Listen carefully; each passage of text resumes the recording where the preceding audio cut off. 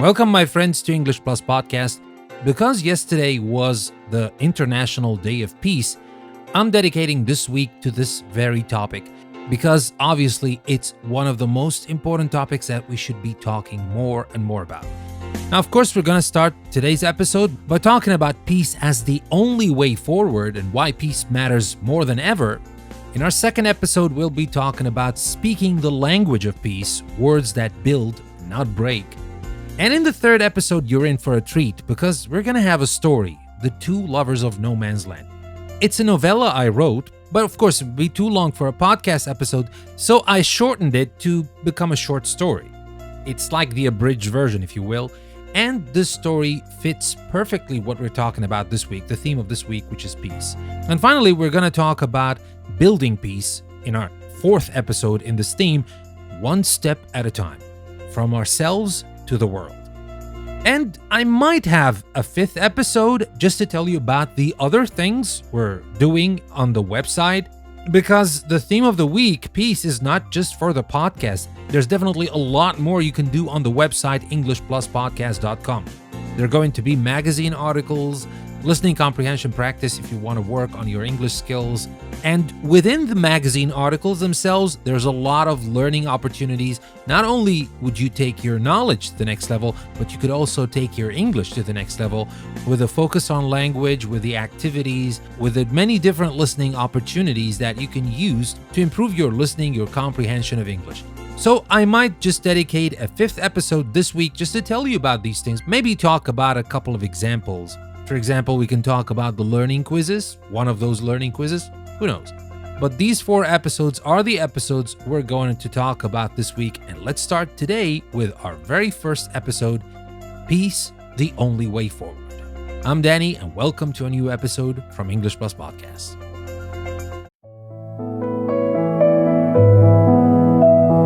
Have you ever had one of those perfectly quiet moments? Maybe it's early in the morning. The sun is just starting to warm the world. You've got a cup of coffee or tea, and there's no noise. No traffic, no shouting, no notification pinging on your phone, just stillness. In that moment, everything feels right. That feeling, that small personal slice of tranquility, is a taste of peace. And yet, when we scale that idea up, when we talk about world peace, it almost feels like a joke, right? It is the cliche answer in a beauty pageant. It's the dream of a naive idealist who doesn't understand how the real world works. We've been conditioned to think of peace on a global scale as a fantasy, a lovely but ultimately impossible dream. We see history books filled with wars, news channels broadcasting conflict 24/7, and we think, yeah, peace is a nice idea, but it's not realistic. But what if we've been looking at it all wrong? What if peace isn't the fluffy utopian endpoint we imagine it to be? What if it's not about everyone holding hands and singing in perfect harmony? What if instead, peace is the most pragmatic, logical, and essential strategy for human survival and progress? What if it's not a dream, but a job? A project we can actually work on? My friends, today in our episode, I want to invite you to join me in rethinking peace. Not as some distant utopia, but as a fundamental necessity. We're going to peel back the cynicism and look at why peace isn't just a lofty ideal, but the only truly sustainable path forward for all of us. We'll explore the devastating, often hidden costs of conflict, uncover the almost magical power of cooperation, and see how this grand idea of peace might be far more realistic than it seems. This isn't a lecture about being nice. This is a deep dive into why peace matters, now more than ever. Let's start by acknowledging the elephant in the room, our own cynicism. It's completely understandable. We are bombarded with evidence of conflict.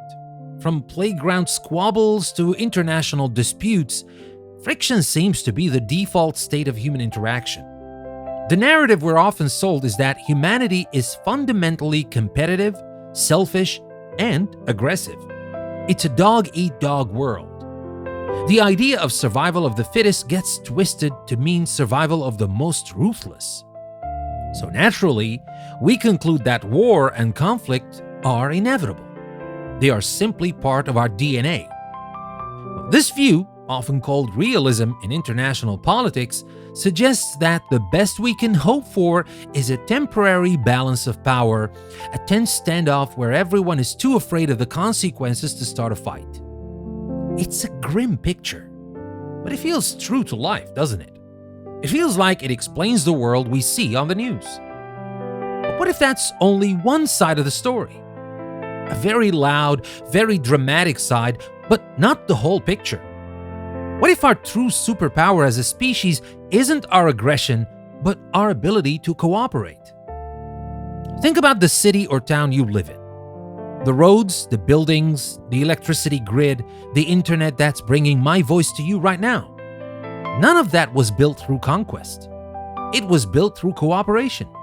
Millions of people, most of whom will never meet, agreeing on rules, sharing knowledge, and working together toward common goals. The simple act of buying groceries is a miracle of global cooperation, involving farmers, packers, truck drivers, and store clerks all trusting the system to work. Conflict gets the headlines because it's explosive and disruptive. A building being blown up is news. The millions of buildings that stand peacefully every single day? That's not news. But that quiet, functioning cooperation is the bedrock of our civilization. It is the norm, not the exception. War is the breakdown of that norm. So maybe conflict isn't our default setting after all. Maybe it's a catastrophic failure of our greatest skill, which is working together. To really understand why we need to shift our perspective, let's talk about the price we pay for this failure. Let's talk about the true cost of conflict. And it's so much more than you think. When we think of the cost of war, our minds immediately go to the most visible, tragic consequences. The first is, of course, the human cost. The soldiers and civilians who lose their lives. These aren't just statistics. Every single number represents a universe of experiences, relationships, and potential that has been extinguished forever. It's a parent, a child, a friend, a creator. This loss is absolute and immeasurable. And then there's the physical destruction. The cities turned to rubble, the homes destroyed, the infrastructure that took generations to build gone in an instant. This is the obvious, horrifying price tag of war. And it is staggering, no doubt about that. Then there's the economic cost. The amount of money poured into weapons, military budgets, and the machinery of war is almost impossible to comprehend. We're talking trillions of dollars globally. Now let's try to make that tangible. A modern fighter jet can cost over $100 million. For that same amount, you could build dozens of schools, fully equip several hospitals, or provide clean drinking water to hundreds of thousands of people. When we choose to fund conflict, we are actively choosing not to fund development, health, education, and progress. The money doesn't just disappear. It's an allocation of our collective resources toward destruction instead of creation. But these direct costs, as horrific as they are just the tip of the iceberg. The hidden costs of conflict are what truly cripple us, often for generations. Now let's start with the cost of lost potential. Think about every brilliant mind, every potential scientist, artist, or entrepreneur who is forced to become a soldier, or who becomes a refugee, or who simply never gets an education because their country is at war. What cures for diseases have we missed? What incredible works of art were never created? What technological breakthroughs never happened because the people who might have achieved them were consumed by conflict? This is the silent, invisible toll that war takes on human progress. It's an opportunity cost on a global scale. We are literally fighting each other instead of fighting our common enemies, disease, poverty, and climate change. The that some people still don't believe in until this very moment. Anyway, let's talk next about the environmental cost. Wars are ecological catastrophes. They poison land and water with chemicals and munitions. They cause massive carbon emissions. They destroy ecosystems. And they divert attention and resources away from urgent environmental crises. The planet doesn't recognize our borders. The pollution from one conflict can affect the air and water of an entire region. In our pursuit of fighting each other, we are collectively waging a war against the very planet that sustains us. But that's not everything. Perhaps the most insidious hidden cost is the destruction of trust. Trust is the invisible thread that holds societies together. It's trust in our neighbors, trust in our institutions, trust in the idea that we can resolve disputes without violence. Conflict shreds this thread. It creates deep wounds of trauma, hatred, and suspicion that can last for generations. It builds walls between people, both literal and psychological. A society without trust is a society in a constant state of low-grade fear. And in that environment, creativity, collaboration, and genuine happiness can't flourish. Rebuilding a city is a matter of concrete and steel. Rebuilding trust can take centuries sometimes. When you add it all up, the lives lost, the cities destroyed, the money wasted, the potential squandered, the environment poisoned, and the trust shattered, the cost of conflict is not just high, it's unsustainable. It is a dead end for the human species. No one truly wins a war in the long run. The so-called victor is left with a crippled economy, a traumatized population, and a legacy of bitterness that plants the seeds for the next conflict. It's a self-perpetuating cycle of loss. So if conflict is such a terrible deal, why do we keep taking it? Well, the answer lies in that myth we talked about earlier. The myth that this is just how things are. But we have overwhelming evidence of a better way. It's the story of cooperation. Now, as I mentioned, we tend to misinterpret survival of the fittest. Biologists will tell you that the fittest organism is not the most aggressive one, but the one that is best adapted to its environment. And for countless species, including our own, the most successful adaptation is cooperation. Look at the natural world. A forest is not a battlefield of individual trees fighting for sunlight. It is a complex, interconnected community. Trees communicate through underground fungal networks, sharing nutrients and sending warning signals about pests. This is a symbiotic system where the whole is far stronger than its individual parts. Your own body is a testament to this principle. It is a cooperative of trillions of cells, each performing a specialized function to keep the whole system alive. If your cells decide to adopt a me-first philosophy, the entire system would collapse. Human history is the same story, just on a grander scale. What allowed our fragile, slow, clawless ancestors to survive and eventually thrive on a planet full of predators? It wasn't our individual strength. It was our ability to communicate, to plan, to work together in groups. Hunting a mammoth, building a shelter, raising children, these were all team sports. Our brains evolved for social connection and cooperation. And every major leap forward in our civilization has been powered by cooperation, not by conflict. The invention of writing allowed us to share knowledge across generations. The Silk Road wasn't just a trade route. It was an information highway that exchanged ideas, technologies, and cultures across continents. The scientific revolution was a collaborative effort by thinkers across Europe who built upon each other's work. And if you want a stunning modern example, look up at the night sky. There's a good chance the International Space Station is flying overhead. Think about what that is. It's a multi-billion-dollar laboratory, orbiting the Earth at 17,500 miles per hour in the most hostile environment known to humanity. And who built it and operates it?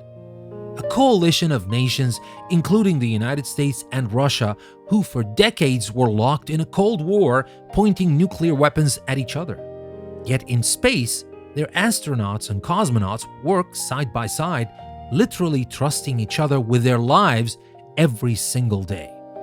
The ISS is a powerful floating symbol that when we choose a common goal that is bigger than our differences, cooperation is not just possible, it is incredibly powerful. Cooperation creates what we can call a peace dividend. While conflict is a drain on resources, peace creates a surplus. When countries aren't spending their budgets on armies, they can invest in infrastructure, healthcare, and education. When people aren't living in fear, they can be more innovative, entrepreneurial, and creative.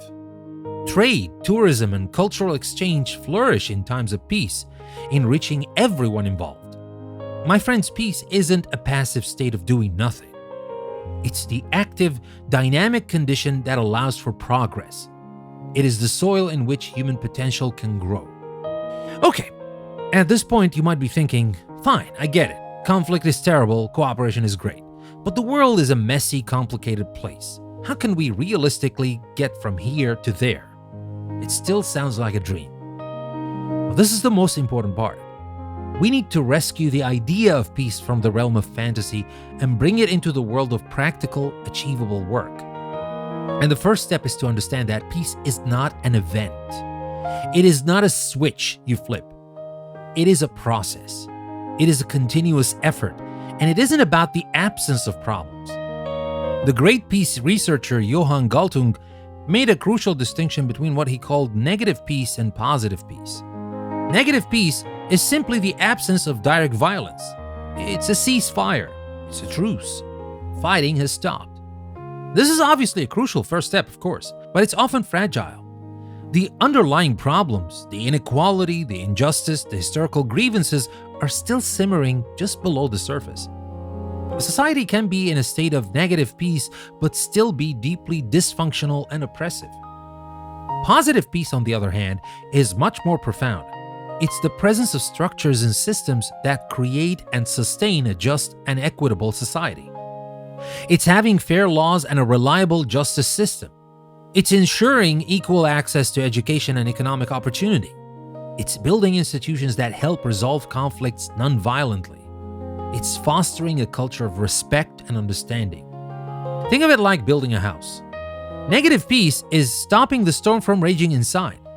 Positive peace is building a strong foundation, sturdy walls, and a solid roof so that the house can withstand future storms. It's the hard, unglamorous, day-to-day work of maintenance and construction. And we have seen this construction project in action. Look at the European Union. For 1,000 years, Europe was arguably the most violent continent on the planet. Nations were locked in a seemingly endless cycle of brutal wars, culminating in the two world wars of the 20th century. After 1945, a generation of leaders made a radical choice. Instead of seeking revenge and punishment, they decided to build a new system based on economic cooperation. They started with coal and steel, the very resources of war, and decided to share them. The idea was simple but revolutionary. If our economies are so intertwined that we depend on each other for our prosperity, then going to war becomes unthinkable. It would be like declaring war on your own customers and suppliers. It was a long, difficult process with many arguments and setbacks. The EU is far from perfect today, but what it has achieved is nothing short of a miracle. For over 70 years, a region once defined by war has experienced an unprecedented period of peace among its member states. Generations have grown up without ever having to imagine fighting their neighbors. They didn't just hope for peace, they built the structures for it, piece by piece. We can see another example in post-apartheid South Africa. After decades of brutal, institutionalized racism, the country was on the brink of a civil war. When apartheid finally fell, the natural human impulse for revenge was enormous. But instead of pursuing that path, leaders like Nelson Mandela championed the idea of a Truth and Reconciliation Commission. It was a painful public process where victims could tell their stories and perpetrators could confess their crimes in exchange for amnesty. Again, it was deeply imperfect and controversial. Nothing is perfect, and it doesn't have to be. But it was a deliberate choice to prioritize building a shared future over settling past scores. It was an act of building positive peace. These are huge national level examples, but this work happens on a smaller scale too. It happens in communities that establish mediation centers to resolve neighborhood disputes. It happens in schools that teach conflict resolution skills alongside math and science. It happens every time we choose dialogue over division, empathy over anger, and understanding over judgment. Peace then isn't about waiting for some magical moment when all our problems disappear. It's about developing the capacity as individuals, communities, and nations to deal with our inevitable conflicts and disagreements constructively and non-violently. It's about building a world where the first resort is the negotiating table, not the battlefield. So where does that leave us? We've looked at peace not as a naive dream, but as a rational necessity.